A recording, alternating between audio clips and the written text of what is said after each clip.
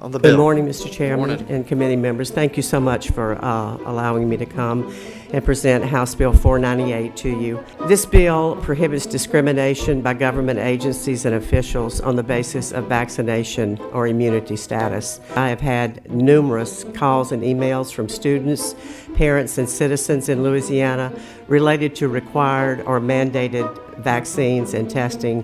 The FDA states that emergency use IND stands for Investigational New Drug, allows the FDA to authorize use of an experimental drug in an emergency situation. Going back to the purpose of an emergency use authorization, it's for a specific emergency. This is not an emergency for teens and children. I bet those 8 people that lost their kids that died think differently.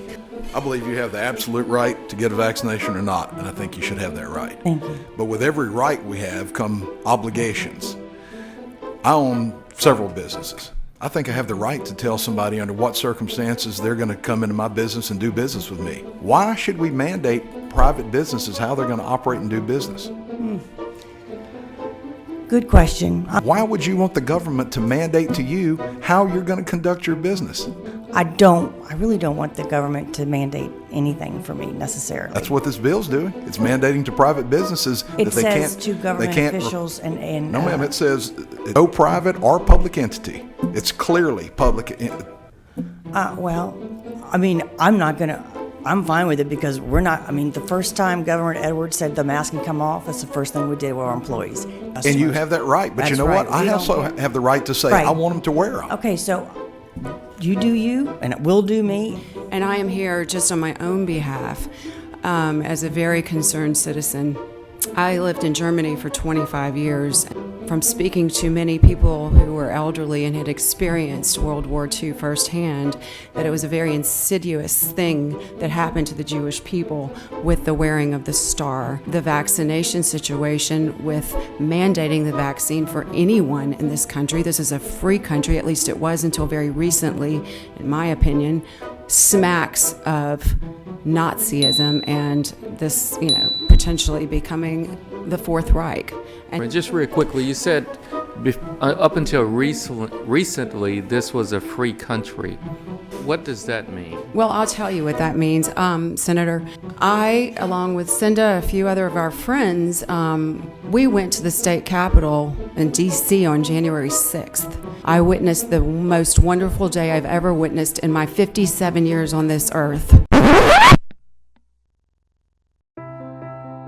I'm Angelle Bradford. I'm a student and a scientist. HB 498, it's about discrimination, and a lot of the conversation has gotten off topic of that. It's not fully clear what that actually looks like to hold entities accountable to not discriminating, especially when the vaccines are not mandated. Something else I just wanted to make sure to lift up is that people reference physicians, they reference scientists, but the reality is, and I think we're seeing that more than ever, that science is about consensus and about trust and who's trusted in the field.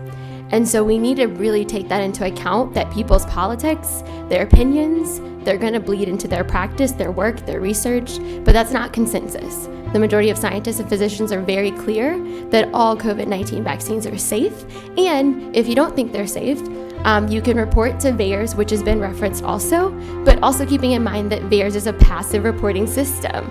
I can go in there and say, after I got my vaccine, I had a headache the next day. It doesn't mean that the vaccine caused the headache, but the CDC is doing an excellent job on following up on every single report that's made, but that's where that 4,400 death number is coming from. It's from people saying that has not been bore out by data, and we have not finished investigating that. Just personally, I do take issue with the comparison to the Holocaust or to the Civil Rights Movement. Black and brown people, Jewish folks, that had nothing to do with whether or not they were choosing to take a vaccine. Obviously, if you don't take the vaccine, that means you can carry a deadly virus, and this is about safety. It's not about discrimination. EUA, right, that's emergency use authorization. If a global pandemic is not an emergency use, I'm not sure what is. Also, within the bill, because it also includes private entities, so obviously a lot of medical facilities and schools will fall under that. You don't have to go to nursing school. You don't have to go to med school. You don't have to become a scientist. But if you are interacting with folks that are vulnerable to COVID, you have a responsibility not to give them COVID. We really need to operate within reality and stop divorcing this from a global pandemic. Thank you. Thank you for your time.